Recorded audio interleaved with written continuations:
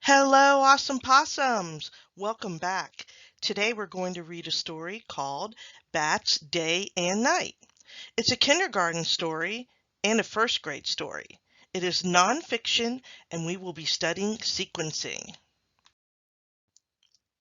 Bats Day and Night is written by Becca Hughes.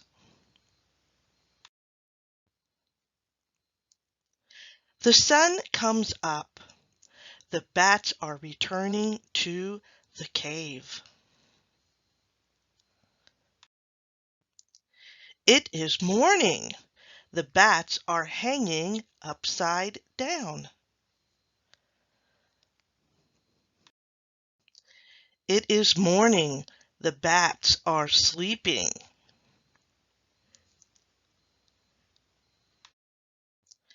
It is afternoon. The bats are waking up. It is afternoon. The bats are moving around.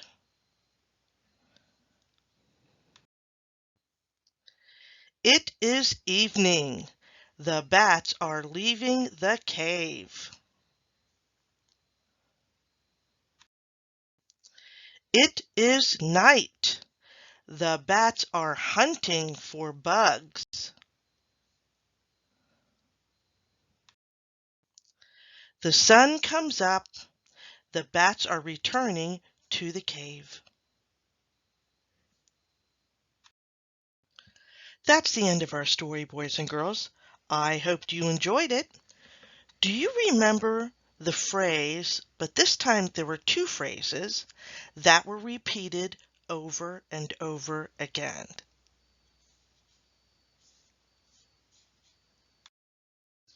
The two phrases that were repeated over and over again were, it is, and then a time of day. It is morning. It is afternoon. It is evening. And the other phrase was, the bats are. The bats are sleeping. The bats are waking up. The bats are moving around. Here you will see the four words that are repeated over and over again. The words are it, is, the, and are. Authors like to repeat words and phrases in a story because they want to put a focus on sight words, the words that little kids need to know. It, is, the, and are four very important sight words that you need to know. Let's move to our focus skill, sequencing. Sequencing means putting the events of a story in order in which they happen. Many times you'll be given 3, 4, 5, or maybe even 6 pictures, and you'll be asked to put them in the order that they happened in the story. So let's look at these 3 pictures, and let's sequence what happened first, next, and last. First, in the morning, bats are returning to the caves. If we look at the next picture, next, in the afternoon, bats are waking up.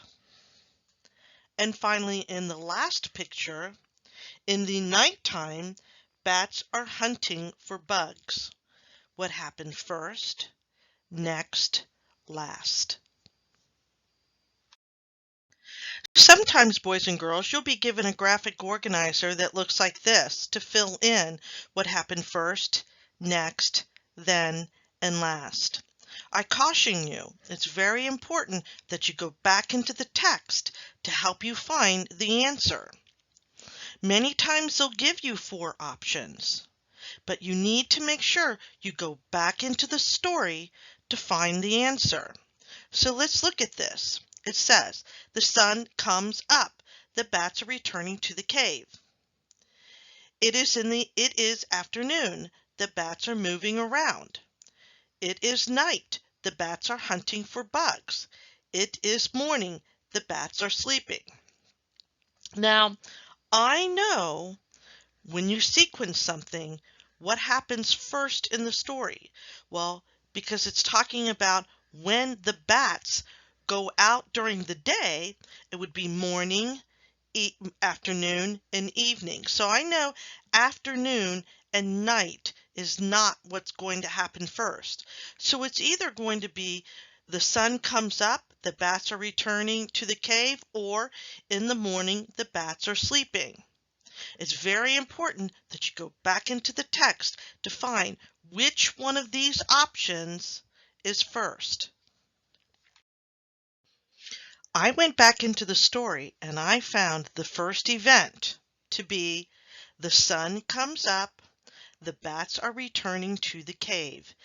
That is what happens first. So the first event was the sun comes up, the bats are returning to the cave.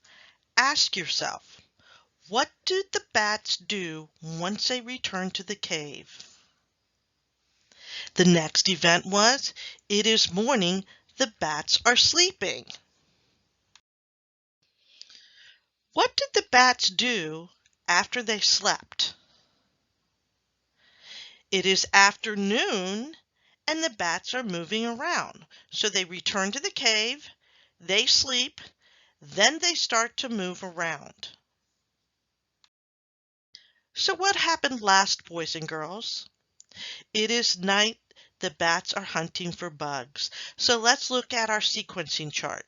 First, the sun comes up. The bats are returning to the caves. Next, it is morning. The bats are sleeping.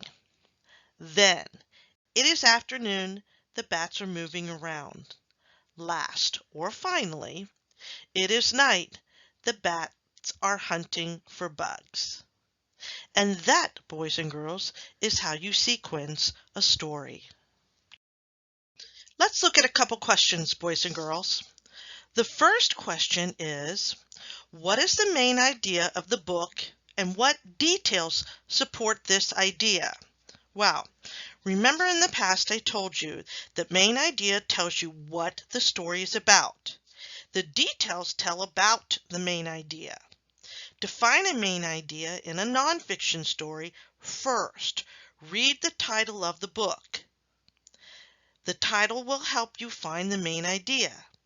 Next, look at the words or phrases that are repeated over and over again. The title of the story was Bats Day and Night. So the main idea has to have something to do with day and night. One phrase that was repeated over and over again was, it is morning, it is afternoon, it is night. So it was telling us about the time of day. Another phrase that was repeated was, the bats are. The bats are sleeping. The bats are moving. The bats are hunting. If we take all of that information and put it together, we can come up with the main idea of what bats do during the day and night. That would be our main idea. Our details to support the main idea would be, they sleep during the day, they move around during the afternoon, and they hunt during the night. Let's look at the next question. Bats sleep hanging upside down. Is this statement a fact or an opinion, and how do you know? Well, if you've listened to other stories that I have read to you, you will remember that a fact is something that is true, something that we can prove. We can use the pictures in this story to prove that bats sleep hanging upside down. We can prove that to be a fact because we have pictures showing that bats hang upside down. And that's how we know. We know that bats hang upside down because we can look at them in the pictures. Quiz time, boys and girls. Question number 1.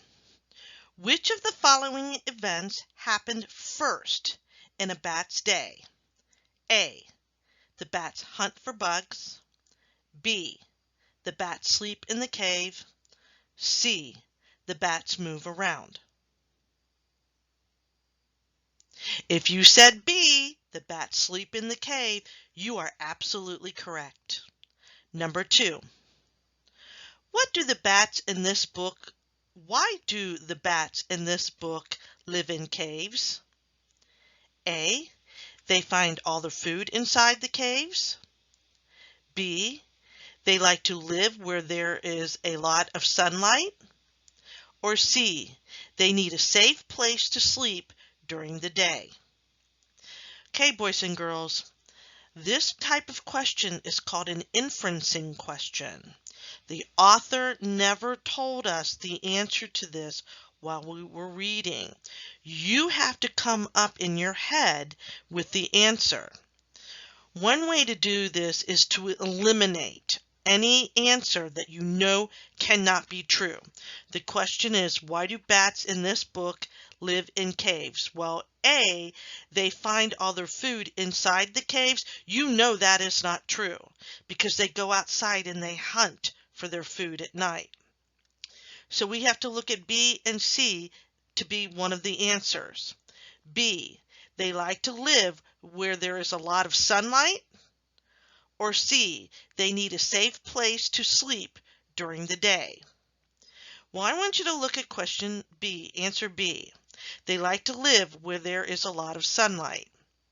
Where do bats live? They live in caves. Is there a lot of sunlight in caves? No, that cannot be the answer. So let's look at the C. C is the correct answer.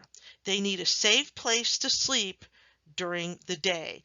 And a cave is very safe for the bats, boys and girls, because nobody really goes into caves, and none of their predators like hawks or eagles will go into caves to attack them. Again, this is one of those questions that we call an inferencing question. You have to use what you know and things from the story to help you answer it. The author didn't tell us why bats in this book live in caves. He didn't. He just said they live in caves. We have to come and eliminate the answers that it could not be to find the answer that it is. Let's look at number 3. What happens after the bats leave the cave in the evening? In the evening, the bats hunt for bugs to eat. The bats find safe places to sleep. The bats hang upside down and rest. What did the bats do in the evening, boys and girls? If you said A, the bats hunt for bugs to eat, you are absolutely correct. Number 4. Which activity belongs in a group of activities bats do in the morning? In the morning, boys and girls, do they fly? In the morning, do they hunt? Or in the morning, do they sleep? If you said C, sleep, you are absolutely correct. Let's look at question number 5. Which of the following verbs means dangling from above?